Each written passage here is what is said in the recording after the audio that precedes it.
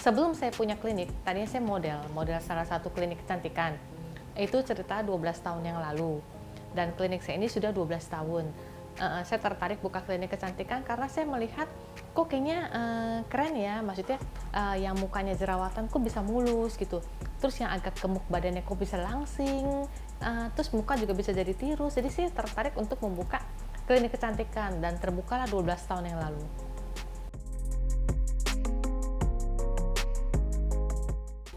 Apapun yang kita bangun ya, bukan hanya di klinik kecantikan, dimanapun kita punya usaha, pasti namanya slow down, pasti ada banget. Kalau tidak ada, kalau kita tidak mengalami, pasti itu namanya bukan usaha ya. Pasti saya ada namanya suka dan duka, dan semuanya kita harus jalanin dengan hati yang ikhlas, dengan hati yang tetap semangat, tidak patah arang. Itu ya cara-cara saya untuk supaya klinik ini tetap bertahan. Apalagi sekarang dalam masa pandemi seperti ini ya, di mana saya melihat banyak klinik-klinik yang sudah tutup ya. Ya semoga saja saya sih tetap berjalan gitu.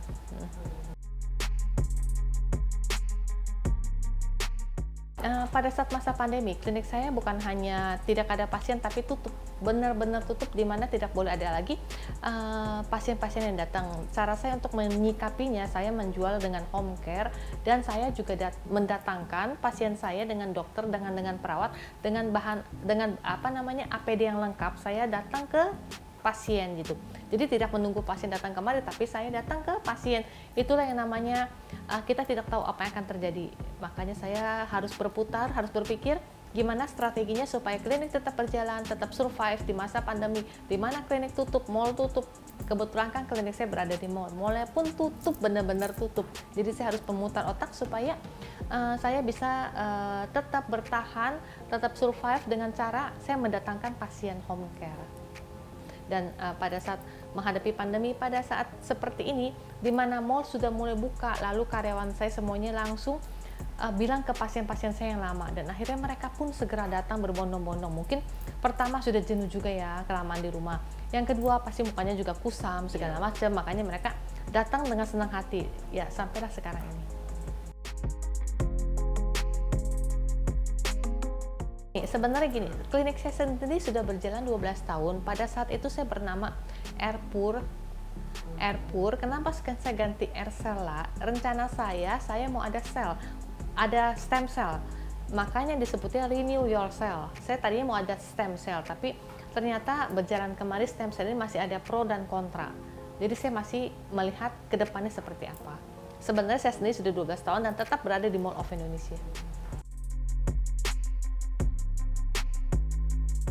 Kalau saya sebagai sulam alis, memang pada saat tahun 2013 saya memecahkan rekor muri.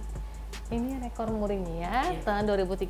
Kenapa saya memecahkan rekor muri? Pada saat itu saya hanya melihat, saya ingin menciptakan sesuatu yang dilihat orang banyak gitu, dan menciptakan rekor. Karena pada saat itu jarang banget yang ada bisa sulam alis, jarang banget. Maka saya memecahkan rekor dengan peserta yang terbanyak dan sulam alis yang terbaik. Jadi terobosan ke Aircella Clinic, selain klinik kecantikan, saya juga ingin ke arah bridal, Aircella Bridal dan Aircella Skincare. Dan saya juga masih mengisi acara fashion show kalau memang beberapa desainer minta. Lalu saya juga kebetulan dipercaya menjadikan bandar arisan. Ya, terus saya juga punya restoran sei sapi. Pada saat masa pandemi, saya ini orang yang tidak bisa diam. Jadi saya bikin kue dan ternyata teman-teman suka, makanya saya jadi jualan, dan itu sebenarnya bukan saya banget gitu ya, bukan saya banget. Pertama sih memang hobi, yang kedua sih nggak bisa diem ya, karena pandemi itu kan bener-bener tidak bisa kemana-mana, stres bener. Nggak ada kata tua dalam hidup saya. Walaupun tua ini, saya hanya merasa kita ini seperti wine, makin berumur makin mahal gitu ya. Wine kan makin berumur makin mahal. Jadi sebenarnya yang pertama itu positive thinking, berpikiran yang positif. Yang kedua, hati yang gembira adalah obat. Yang ketiga, saya sebenarnya makan sedikit tapi sering. Jadi itu tips-tips awet muda sih. Kan ada pepatah bilang, mencapailah mimpi setinggi langit. Sebenarnya sih selama kita masih dikasih Tuhan untuk bernapas, bermimpilah setinggi langit gitu.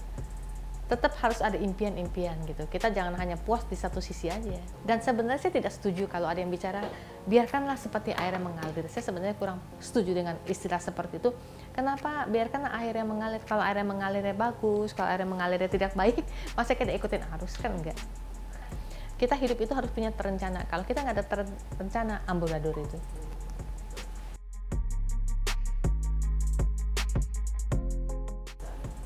Oke, sebenarnya gini, jangan gampang putus asa, jangan gampang down. Misalnya apapun yang kalian kerjakan tidak sesuai dengan ekspektasi customer, tidak sesuai dengan klien Anda, jangan cepat down.